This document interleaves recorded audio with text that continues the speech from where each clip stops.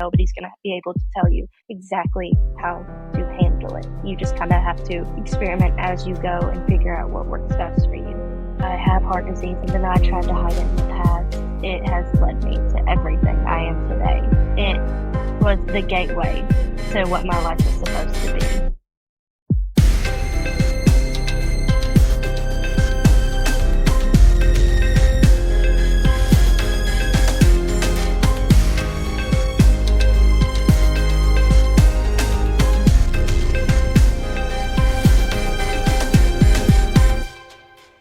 Is the 1% Heart, a podcast about the millions of people living with congenital heart defects. In this episode, we're going to discuss one of my favorite recurring topics. It's the importance of community and the different paths that lead to advocacy. Our guest today is Brook Dorris. Brook is a patient advocate and a high school special education teacher specializing in learning and behavioral disorders. She's also a CHD patient living with double inlet left ventricle and transposition of the great heart vessels, a third-degree heart blockage, and is dependent on an internal pacemaker. And now, after only 15 heart surgeries, more than half of which have been open heart, that's a lot. She agreed to come talk to me, tell us her story, and tell us how she's turned that journey into passionate advocacy. Now, speaking of advocacy, Brook is on the Adult Congenital Heart Association's Patient Family Advisory Board, Norton's Patient and Parent Advocacy Panel, and is, in my opinion, one of the most critical members of the Nashville Walk for 1 in 100's Planning Committee, coming up here on April 5th. Needless to say, we're going to have a lot to talk about. Before we get started, here's my normal disclaimer. Nothing said here constitutes medical advice. Let me say that again. This is not medical advice. These are our own opinions, experiences, and stories.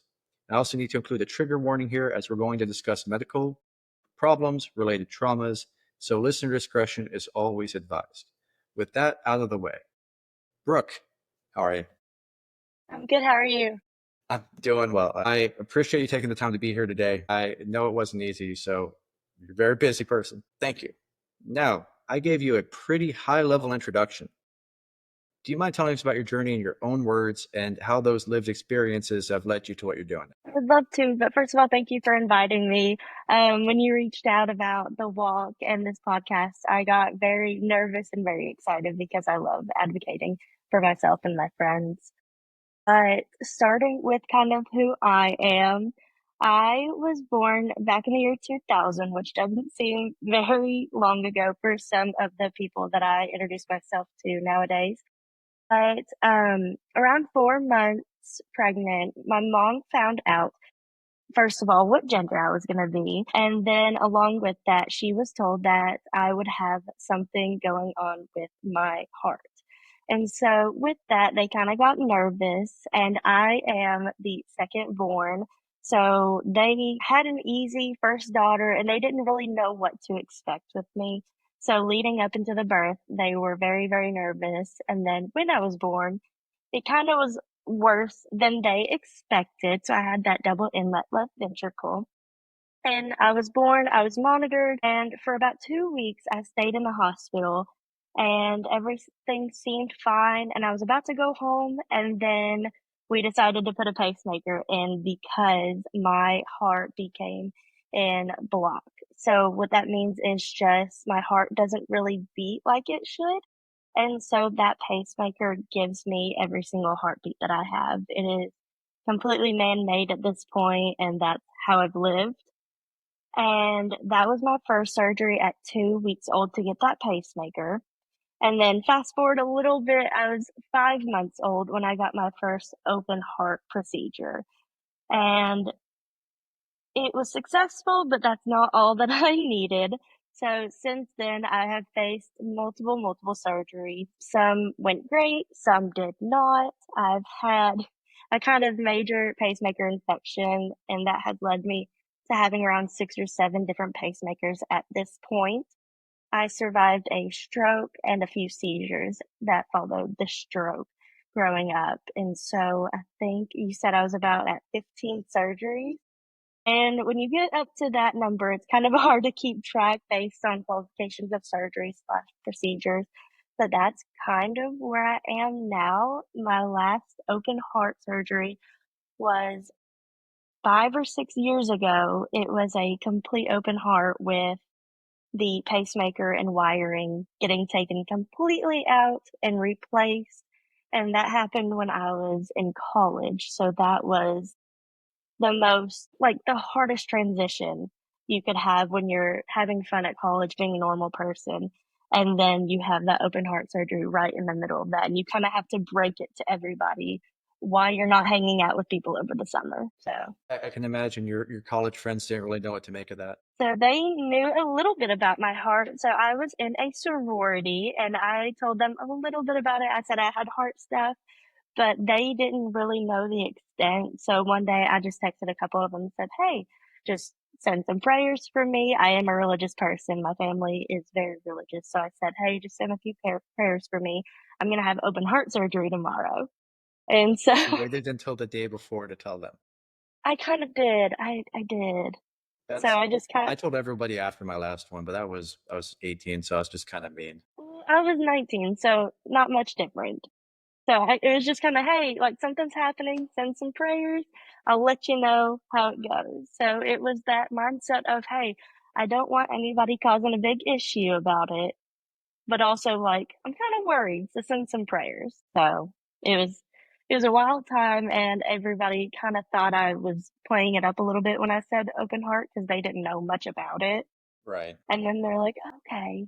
So that was my last one around 19. That's the last big one. Now, I mean, college is a fun but difficult time for anyone.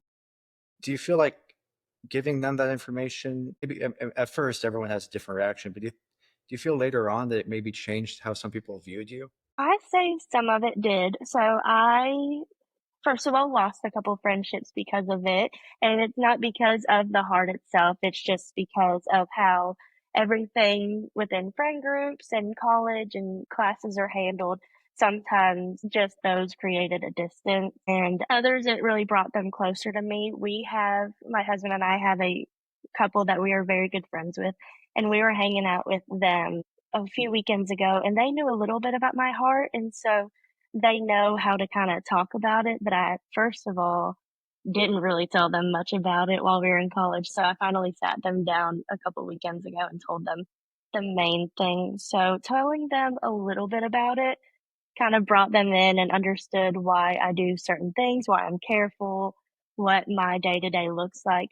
But if I learned that if I told too much, then they would kind of act like I was fragile. And so coming out of the small town that I did, I really limited who I told and who I didn't tell because living in a small town, everybody knew the child that was growing up with heart differences, and everybody and their mom prayed for me when I was like 5 years old, and then seeing me in high school, it kind of follows you. And so when I went off to college, I was very careful of who I told and who I didn't tell.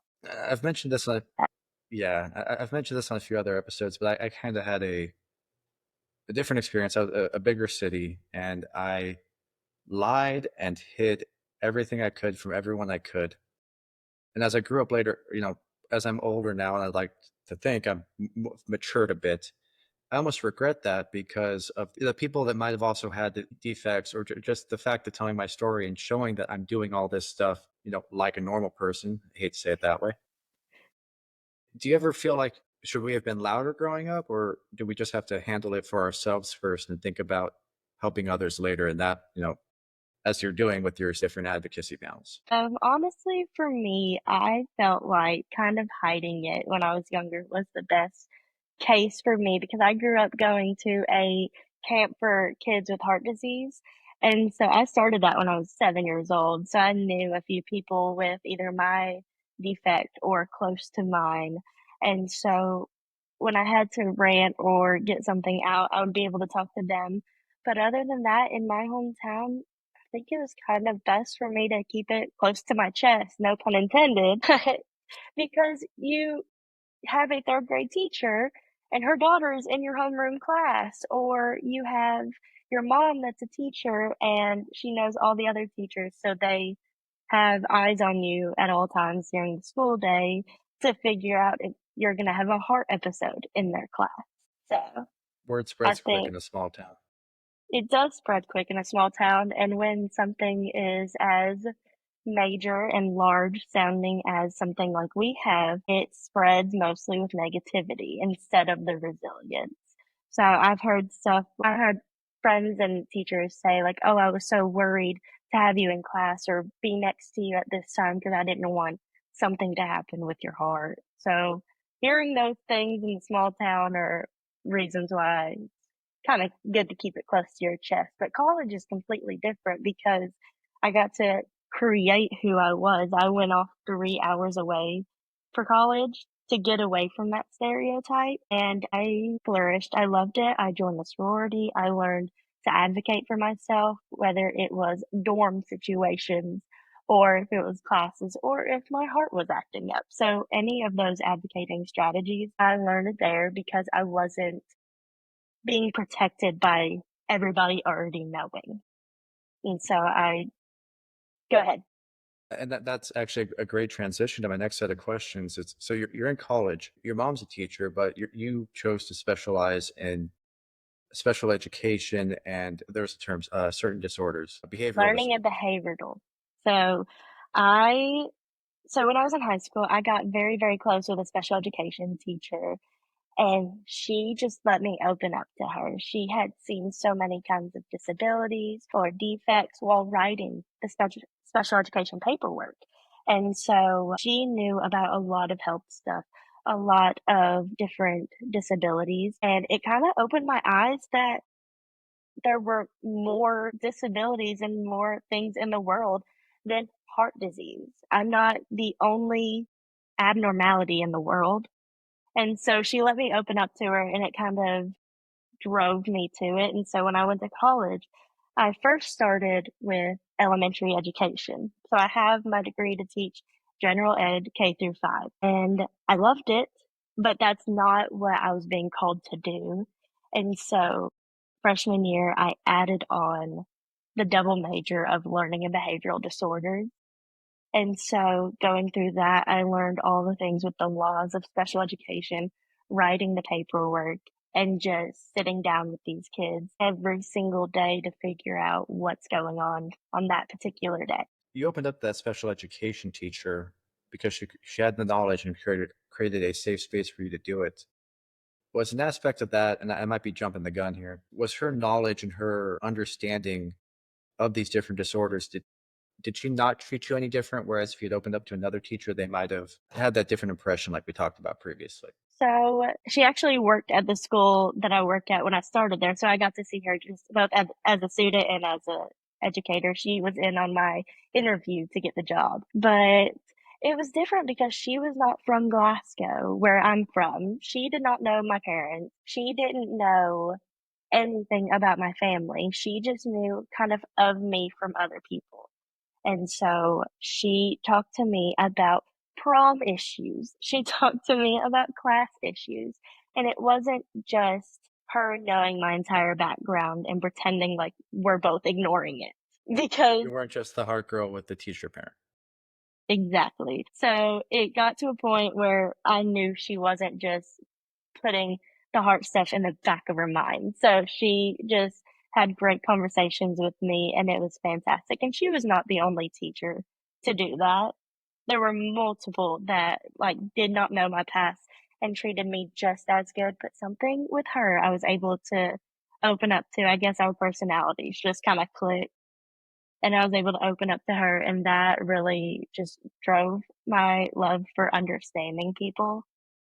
And so I used that and the knowledge I had gathered from the special education camp, like the heart camp that I had gone to. Right. I used both of those to kind of drive me because after I was a camper from the age 7 to 15, I was there a while. I became a counselor. And so I was the adult now in charge of all these kids with heart disease. At So a 16? whole week at 16, I was in training. At 16, I was in training and I was not the only one. But at 17, I was a full counselor for a whole week at that camp. We had fun and it just really let me open up to kids and figure out the caring aspect instead of the one being cared for. And that's that. My journey question was the camp, the special education teacher, and your lived experience. That sounds like a very good, almost a leg up. It helps with your specialty because you've got that in-depth understanding. Do you find that it's useful in your day-to-day, or is there too big of a difference? There's honestly a really big difference because my specialty is learning disabilities, and those include things such as autism, specific learning disability with reading, dyslexia, different things that happen inside the brain. I have had a few students with health impairments, like physical health impairments, and those are fairly easy to work around because as long as it's documented, we're good. The main thing that I love with my job is figuring out the situation with the kid. Why are we struggling so much in math when we're not in reading? Or why can we not understand area in geometry, but we can perfectly understand trigonometry the next week? So it's crazy brain stuff that nobody even understands, but it's fun to work it out with the student. That's incredibly wholesome. Before we move on from this, you'd mentioned the camp a few times, and I can cut this out if you want, but do you want to plug the name of your camp so that the listeners know of it and we can get some attention to it? Yeah, and I can. And it is different names now. So the camp I went to, it was called Camp Braveheart, and it was sponsored by my hospital in Louisville, Kentucky. It used to be COSARES, but now it's just Norton's Children's. And so they sponsor that, and it is run at the facility Center for Courageous Kids in Scottsville, Kentucky. So they have a whole facility with a medical team on staff. And so they do stuff such as horseback riding, bowling, they do fishing, we do rock climbing. It's literally anything to make kids with heart disease feel normal, if we're going to use that word. So working with that camp really led me to where I am today because if I had not gone when I was 7 years old, I would have never understood that other kids are struggling with the same stuff. And I would have never understood that there are other things in the world happening if other children with different disabilities didn't come in that camp. And I got an understanding for that to be able to do what I do now. So it really just completely opened my eyes up to what I was meant to do in the future. That's a great transition. And I'm going to tell a personal story because this is exactly what I'm talking about with the importance of community. So I did not know the CHD community existed until I was an adult. I did not know anyone like me growing up. And you're talking about horseback riding. Growing up, my mom had a couple horses. We got them young. I helped a couple guys break them. I've been crow hopped. I've been bucked off a horse. I got run over once. Growing up, I went through it. And one of my mom's friends, nice lady, decided that when I was about 12, 13, I should get these really nice horseback riding lessons from a friend of hers, keeping in mind that I've been riding horses my whole life. And I get there and I dug out the old dusty helmet that we had that we never used, but we were supposed to, and you should always use a helmet. And I shit you not, the lady learned about my condition when I was signing the waivers, went to her shack, dug out the shed, the tool bit shed, whatever the term is, not shack, and dug out some kid's ancient karate, like karate chest protector, put it on me. Keeping in mind, I'm a tall guy. I was a tall kid. It was not my size. And they forced it on me. And like the part that was supposed to go down to cover, below the belt was like on my belly button. And I was trying to I've ridden horses my whole life, and I'm trying to ride a horse like that, and she's trying to train me, and I just couldn't work around it. So the importance of community, just the horseback riding lessons at a heart camp is the perfect example because, I mean, you rode horses there. Did they give you a karate chest protector? We got helmets, and there was a counselor that led the reins, and that was it. That was completely it. So I was also riding horses as a child too. We have family that own a farm and they have a couple horses, and I was never on the wild ones. That was the rule for me as the heart patient. I never got to get on the wild horses, the ones that weren't broke as well. So I had grown up riding too. And so just like you, I had signed up to take riding lessons, but they were completely opposite. They said, if you have a helmet, we are good. And so they led the horse, and that's all they did for me. They just wouldn't let me go full out like my cousins or anybody else there, because my cousin also took the lessons with me. We're very close in age. And so they were actually the complete opposite. They said, as long as you have a helmet and your parent is okay with it, we're good. So Yeah. they took mom and dad's approval. Yeah. I think we were sitting there with me and my brother were sitting there with like four other kids our age on different horses, and it was a fun explanation, let me tell you. Now you'd mentioned that camp and you'd mentioned Norton, and now you're on the Norton Patient and Parent Advocacy Council for Louisville. What does that mean? I'm pretending I did Google So it. you did Google it? Yeah, but Perfect. So my hospital, Norton Children's, it started just like pediatrics. It was the cardiac wing of the pediatric hospital. And then they opened up their adult congenital section.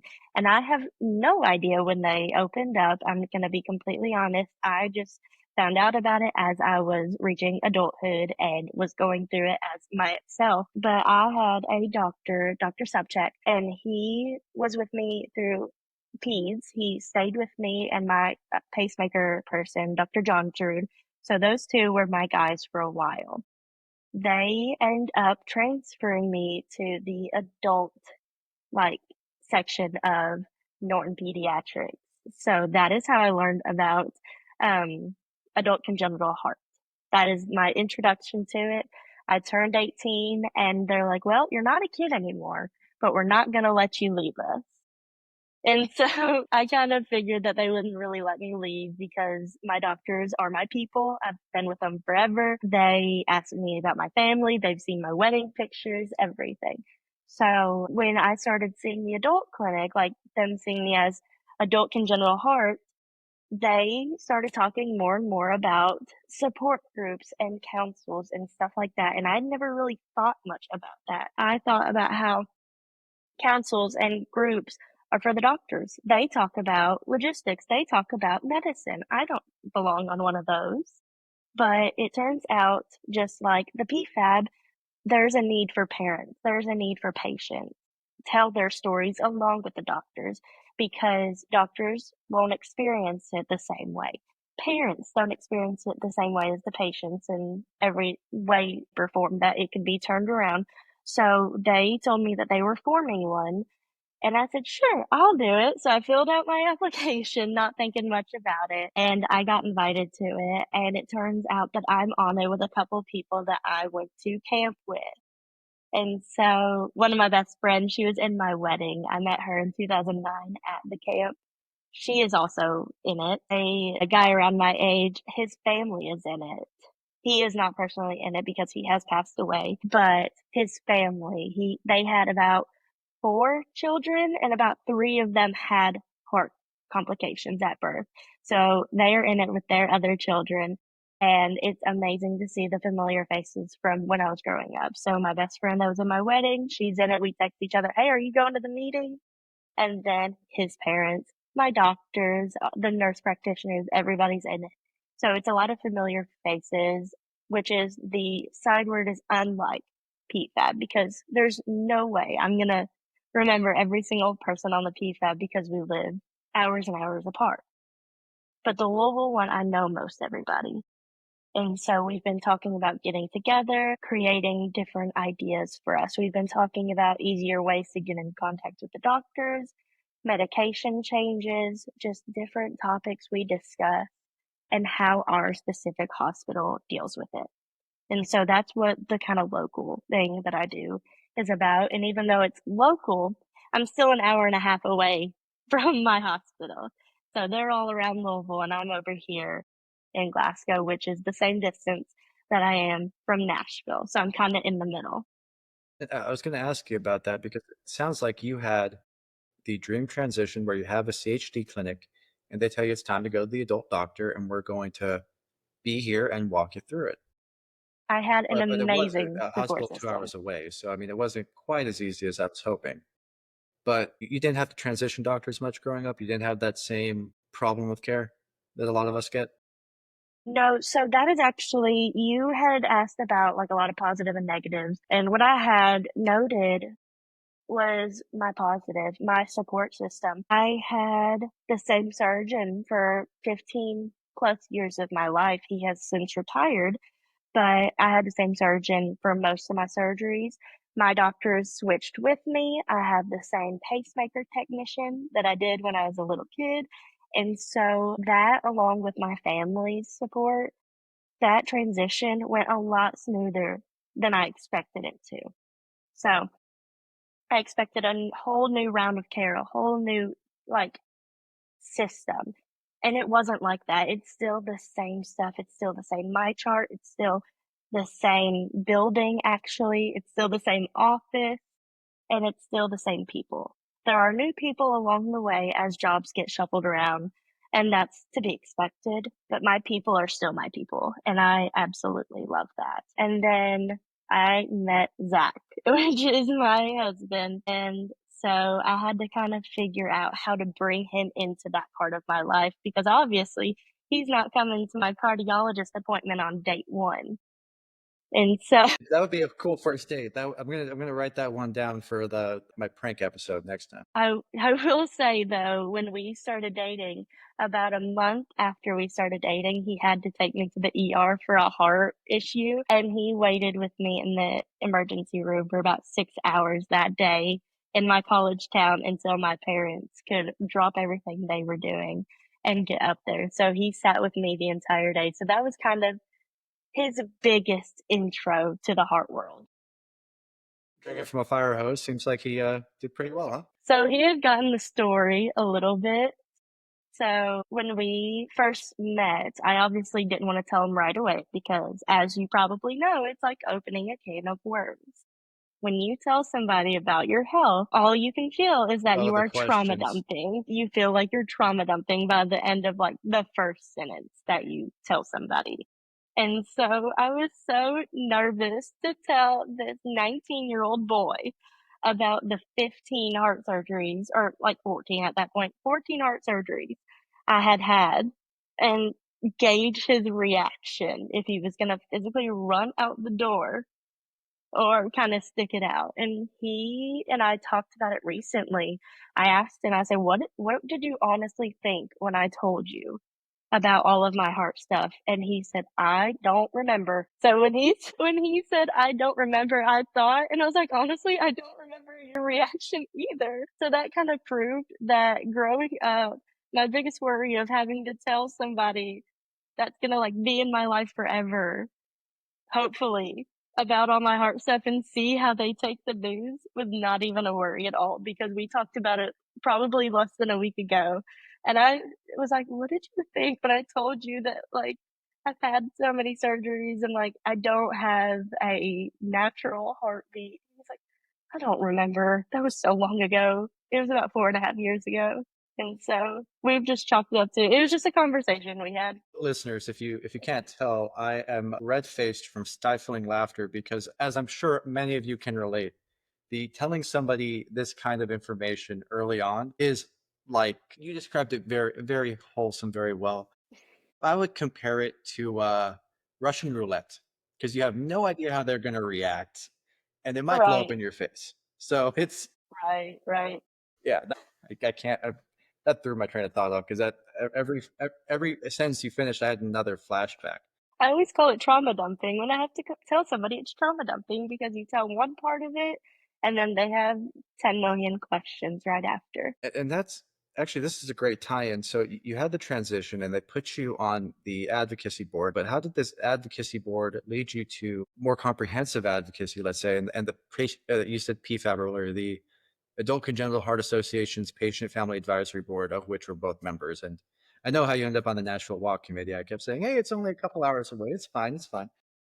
He said, "Do you want to help me?" And I said, "I can't do much from here, but I can try."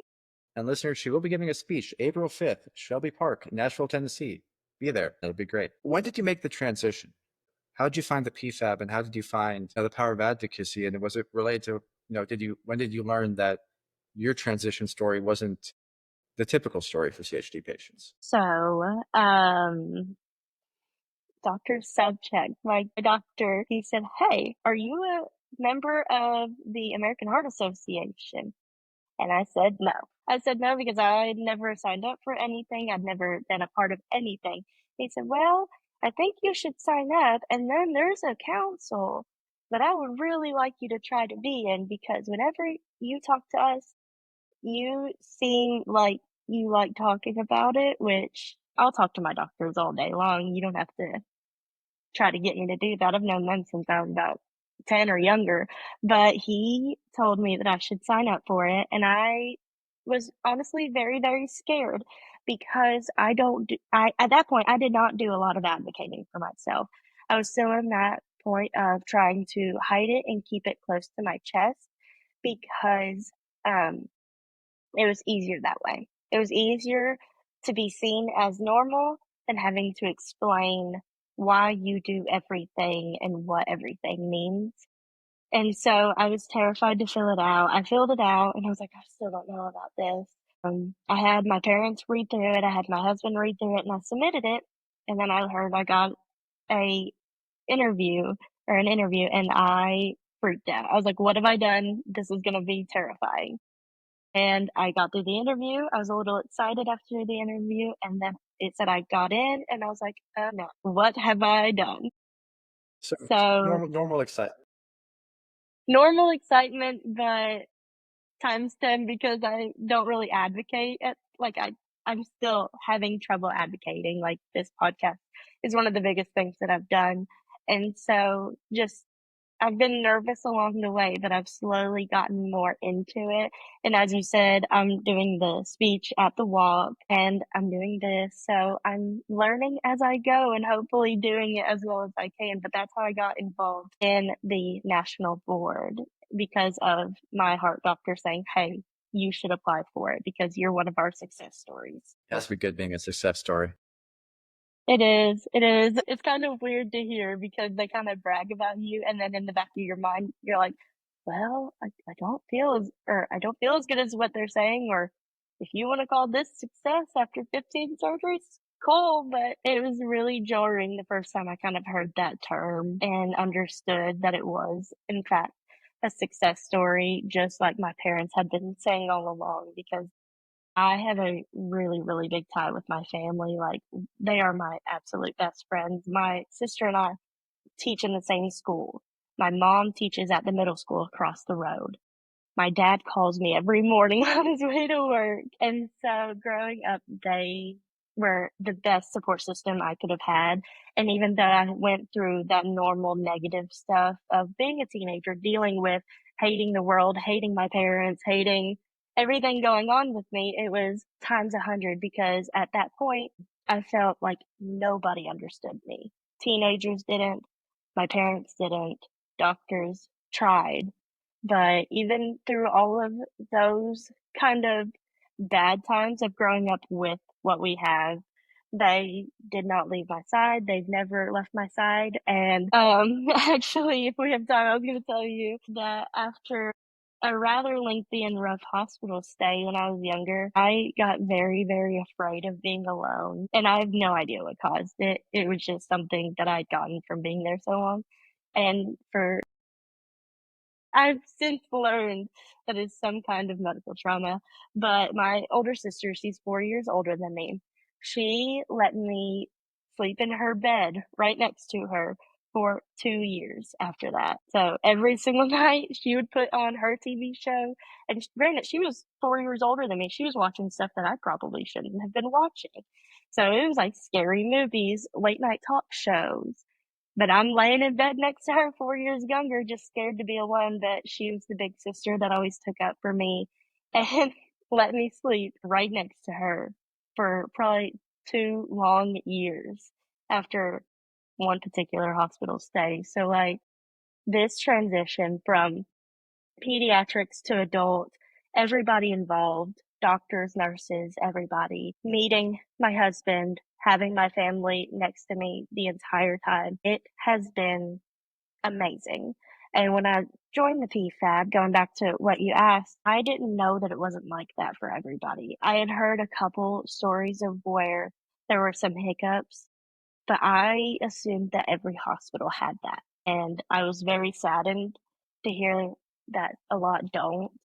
And so I learned that I have been very, very fortunate with that because there has never been a time where we don't know who to call. There's probably 18 things I want to say to that, but it sounds like going all the way back, your doctor said you liked talking about your condition. And to me, it sounds like it's not that you like it. I don't think any of us like it much, but it sounds like you're comfortable with it. I mean, and after 15 surgeries and pacemakers and what you've been through, I imagine you have to just get over it at some point. Get over it's the wrong term. That's what I had to tell myself, listeners. It's not getting Right. over it. It's getting comfortable with it, which is tough to do.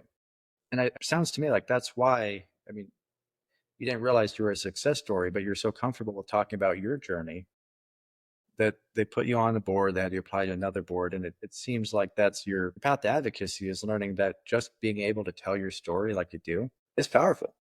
And it's helpful because you can stand there and go, I mean, you've had more surgeries than most people, maybe anyone I know for heart. And For heart. and you're sitting there going like, I'm still a success story and I had this great transition. Why doesn't everyone have this? And that's a very powerful way to frame it. And something else you had said about, your sister. I have a brother he doesn't listen to the podcast. So I'll say he's a bit of a shit, but he's barely 16 months younger than me. And the way, I mean, he was the youngest person in his grade. I was one of the older ones in my grade. So we were a year apart, really. We fought like all the time because we were brothers, but we were also Trust me, we did too. but anytime there was a heart hiccup or a surgery or someone giving me what's wrong with your chest, the scar, the indent, I could say anything and he'd back me up. Or someone, they couldn't bully me because they'd be picking a fight with us. We're still probably not the nicest to each other, but when it comes down to it, it's that community, that support. And for some people, it's a family network. For some people, it's friends. It goes back to the importance of the camps and the boards. It's so that people like us know they have a community, because it is such a different path when you don't have someone. I had my parents making sure I found doctors. You had your parents driving you 2 hours to the hospital. It's a different journey if we don't have that. And it scares me, like actual visceral fear, to think about the people that don't have that. Right. I Right. understand what you're saying because I'm it's terrifying. very happy you're finding your path to advocacy because of the power of the story. And I know, even talking to you for the little bit that we've known each other, that when you were going through your stuff, it was terrifying for you. When I was going through my stuff, it was terrifying for me. It's going to be terrifying for everybody, no matter what. And even though we kind of fake it till we make it, at least I do. I don't really 100%. act like it And I still scares hate me. talking. And I have a See, podcast and I still hate talking about it. my thing is I laugh. So when I'm telling somebody my heart stuff for the first time, my thing is I giggle through it. And I guess that's a coping thing for them to make them feel comfortable because that's a heavy subject. But no matter what, it's going to be terrifying. And I had a great story of transitioning. Your parents found everybody you needed from what you had just mentioned. But with that added stress, I can't begin to imagine when they don't have the support system we have, or the hospital that I had growing up where I knew where to go. With it, I didn't realize that laughing through it was a coping mechanism, because I tried to hold a straight face through it, but I think it was actually my little brother that mentioned, like, I'm allowed to laugh and make light of it because it's my trauma. Yeah, it was not great, but also it's my life. It's not like I can change it, and I'm allowed to. Someone can tell me about how they swam track in high school. I can tell them about, when I found out that I had to have a heart surgery at 16, and how I was debating breaking up with my high school girlfriend over it because I didn't know what to do. And to me, that's funny, but you say it to the wrong person, and the look they get on their face with this. Shock. I've been in Tennessee too long, so all I can picture is someone going, "Oh, bless your heart." Mhm. Now, I'm going to get to the big question here in a minute, but we've talked a lot about the negatives and the positives. So someone like you who's been through the fucking ringer, 15 surgeries, a pacemaker since what, 2 weeks old, was it? 10 Yes, days? 2 weeks old, 14 days. Let's say someone listening to this podcast is a teenager, young adult, or an adult that just found out that just found out about their condition, or just found out they're gonna have a surgery, or even just found out they're gonna have another surgery. I mean, there's practical things you can do, and there's a mental approach you can take to it. What advice would you give? The healthy way to cope, I should say. Okay, I feel like you were adding both of us when you said the healthy way to cope. Like, that felt very much like we don't do the healthy way. Well, no, I'm making fun of myself. I know, I felt it too. I felt it too. So Let's hear how you come through it. I kind of joke about it, and that's bad. But advice I would give would be to first of all realize that you're not alone in anything. Like surgeries are new, they're scary. There's a million and a half different ones. So no one's going to have the exact same path that you are going to go down because I've shared a lot of the same surgeries with a lot of different people. Nobody's had what I've had before because of different complications I've had. And it's okay to not understand it because you're going to try to wrap your brain around it and you're going to try to understand why this is happening. And you will never wrap your brain around it. You will never be completely okay with it. And you're going to have moments where you have to break down a little bit, whether it's crying, whether it's journaling, whether it's just honestly sitting and staring at a blank wall for hours and trying to process what is happening with you. You're never going to fully absorb it, and whatever mechanism you need to do is gonna be okay for that time because nobody's been through it exactly how you are. So nobody's gonna be able to tell you exactly how to handle it. You just kind of have to experiment as you go and figure out what works best for you. So give yourself the space and the grace to feel the many, many different emotions you're going to go through. Right. And be Yes, you will kind. never, Be yeah, be kind to kind to yourself. yourself. You're never going to figure out why or what's going to happen, but you have to give yourself grace and be kind because your body is trying to do what it's supposed to do. It just needs a little help along the way. And that's what the heart disease is because of. It just needs a little help. You said that there are 1.5 million different surgeries, and you've shared some surgeries that other people have had, and you have some similarities. And something that always really stuck with me when I put it together was that, growing up, we were told I was 1 in a million. My life was 1 in a million. And that might have been the case for my specific combination of the three defects. But when you expand the universe to include people with one of those three defects or a similar defect or any CHD, you quickly learn that I'm not 1 in a million. I am 1 in 100, meaning the 1 in 100 kids born today with a congenital heart defect. So tell me, how important is the Walk for 1 in 100, specifically the Nashville Walk for 1 in 100, your helping plan? So, I Might land it am there? Yeah, that was good. I'm fortunate to be in a committee with you, Justin. I was sitting through a PFAB meeting, the advocacy board for the national board, and we got put into our kind of region. And you said, "Hey, how close are you to Nashville?" And I said, "I'm about an hour and a half away, and I can't do a lot in person. Like I can't pick up stuff." Or be at certain things, but I will be at the walk and I will be at every Zoom meeting or Google Meet ready to help in any way I can. So this walk has been honestly my main focus. I grew up in the small town, like I mentioned, and my mom was actually the chair for our local heart walk. That's all it was called. It was called the American Heart Association Heart Walk. And so she was the person in charge. And my name was Brook, Boopy's Groupies. So it has been ingrained in me. I've gone to heart walks growing up.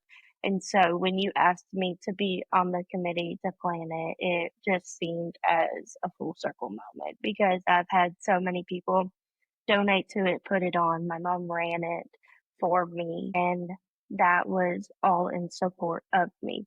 So if they did all of that for me, I felt like I could be on a committee and do everything that I could from my portion of the world to give back from what's been given to me because however I talked about the small town not being the greatest to grow up with the disability that I had for a lot of negative reasons. But a positive one is your mom's friends, your teachers, work friends, everybody rallied when it was needed. And so getting to do that full circle moment has been really important for me. And I'm really excited to be in on it. And I'm excited to be the 1 in 100. Well, I'll resist the urge to cut out the portion where you talked about how I got you into the committee, but I do appreciate you being on it. And I think that's a great way to say it. It's full circle for people like us, and for everyone else, it's showing how if you're a young patient or a recently diagnosed patient, you're seeing how the community rallies not only behind how your community rallies behind you, and how these different communities rally behind different people. And it gives you that sense of support, belonging, and community. And it makes me feel good to see the look on someone's face when they see that they're not alone when they're at one of these things. We've been talked through a lot, and we might have touched on every aspect of this, but I think you're going to have a good one here. Just something that I always ask every episode, every person, everything you've been through, the surgeries, the connections, the growing up, the heart camp, the horseback riding, it's all coming full circle. But after all of this, what does CHD mean to you? Not the definition, not your condition, but given all that you've personally seen and now all that you've accomplished and all that you know about what other people's journeys are, what does CHD mean to you personally? So I read a lot of definitions figuring this out, and it's really hard. But to me, CHD means that something that I was born with that I could handle. And so I feel like my life has been planned out exactly how it was supposed to. I have had my struggles, I've had surgeries, and overall, I have this congenital heart disease that led me to my true love in life. I love talking about the medical aspect and the different things of going on in the world. I have heart disease. I have to share it. And even though I tried to hide it in the past, it has led me to everything I am today. So it was the gateway to what my life was supposed to be, even though it may be seen as a negative sometimes. I appreciate you taking the time to be here today. I really do. Thank you so much. It's been really, really fun. And that was Brook Dorris, a teacher, a patient advocate, and someone whose dedication is really moving our community forward. She's also been critical in helping us plan the Nashville Walk for 100. I'll put the link in the show notes. I really hope to see everyone there if you can make it. And remember, if you have any questions or comments on the episode or the podcast in general, you can reach out through the website, 1percentheart.com. You can email support@1percentheart.com, or you can message us on Instagram @the CHD podcast. Thank you all for listening. Talk to you soon.